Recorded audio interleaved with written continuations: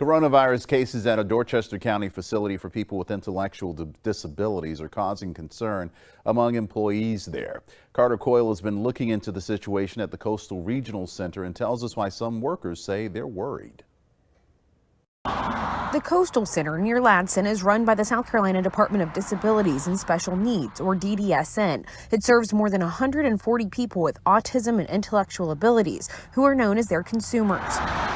The sign outside the facility on Miles Jamison Road says Heroes at Work, but because of COVID-19, plenty of those heroes aren't at work right now. DDSN says that one employee tested positive for the virus in June, and ever since then, 30 additional workers have been diagnosed with COVID-19. Another 20 are out of work awaiting test results. The Coastal Center employs more than 350 people in all. 10 clients or consumers have also tested positive since the end of June. According to DDSN, 40 other consumers are still quarantining. A DDSN official told Live 5 News that members of their workforce are truly heroes for their commitment to those they serve. Coyle, Live 5 News.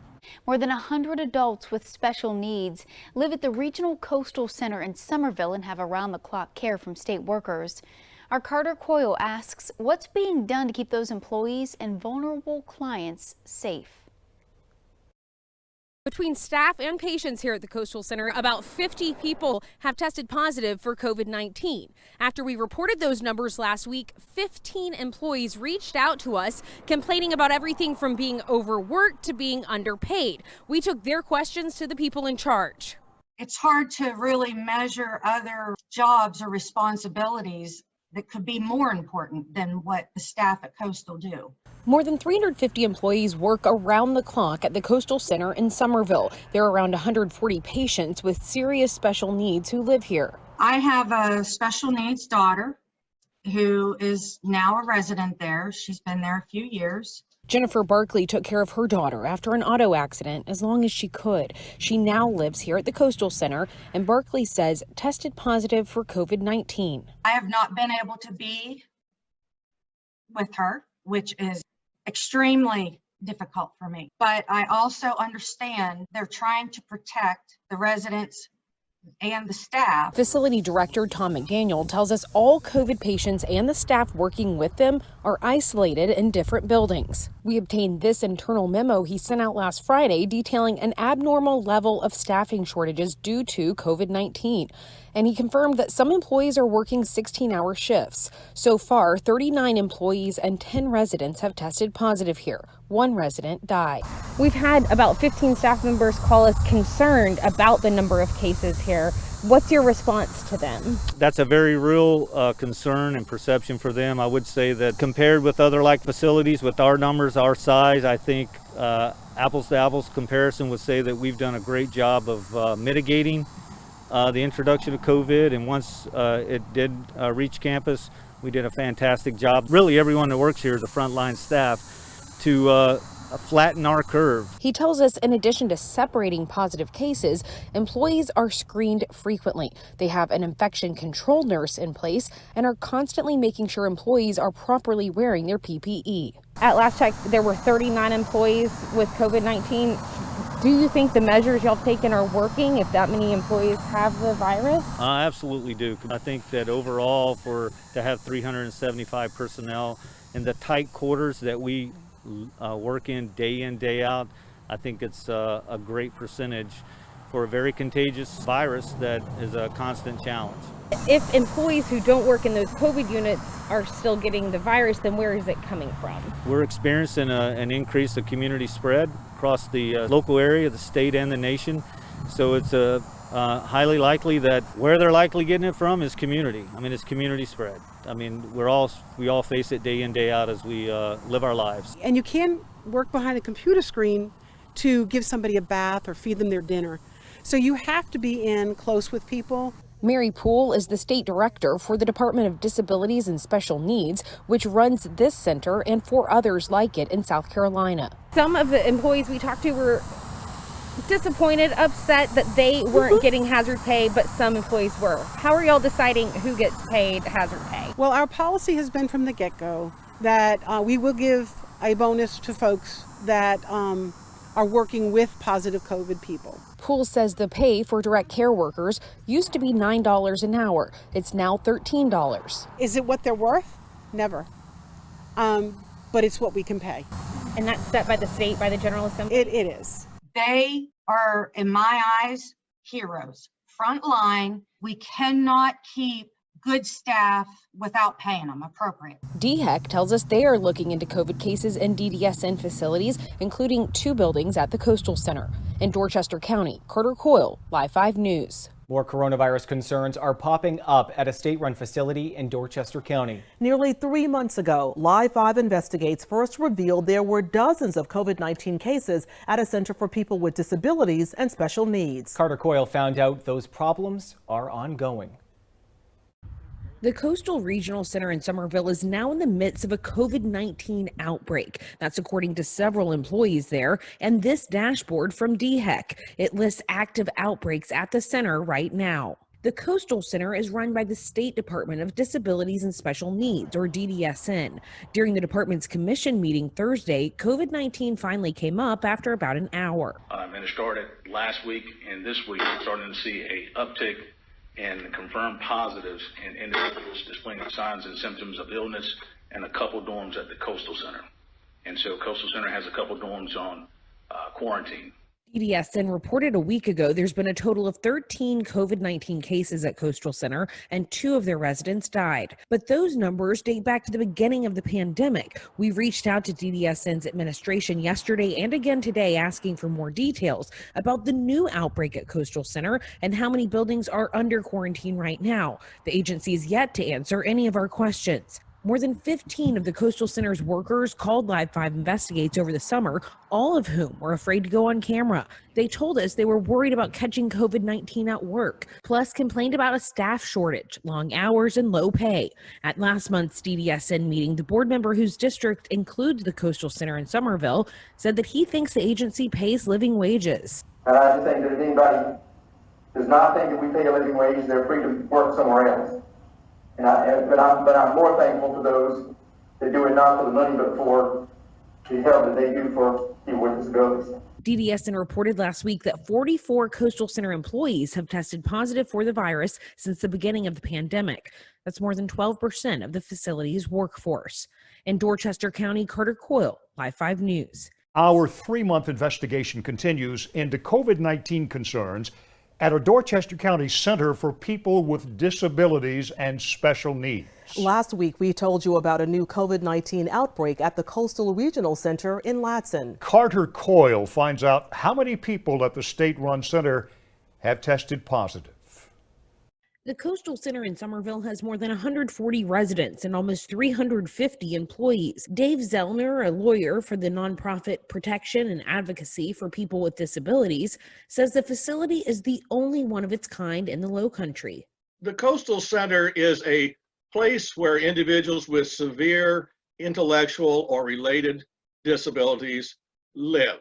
Conditions are such that they cannot safely live at home with their families. Even if somebody comes in to provide some help once in a while, then these individuals live at the Coastal Center. We found out more people who live and work at the Coastal Center are coming down with COVID-19. Last week, we reported the facility is once again in the midst of an active outbreak, but the state agency running the center did not respond to any of our questions at the time. That agency, the Department of Disabilities and Special Needs, finally released new numbers to us yesterday. They show 15 Coastal Center residents and 10 employees have tested positive for COVID-19 in the last month. That's in addition to dozens of positive cases we reported on over the last 3 months. A DDSN spokesperson also said 4 dorms on campus are under quarantine. Programs and classes started up again at the Coastal Center back in August, but are temporarily suspended again, quote, out of an abundance of caution in order to keep the virus contained. Today, Live 5 Investigates asked Governor Henry McMaster about the ongoing outbreak.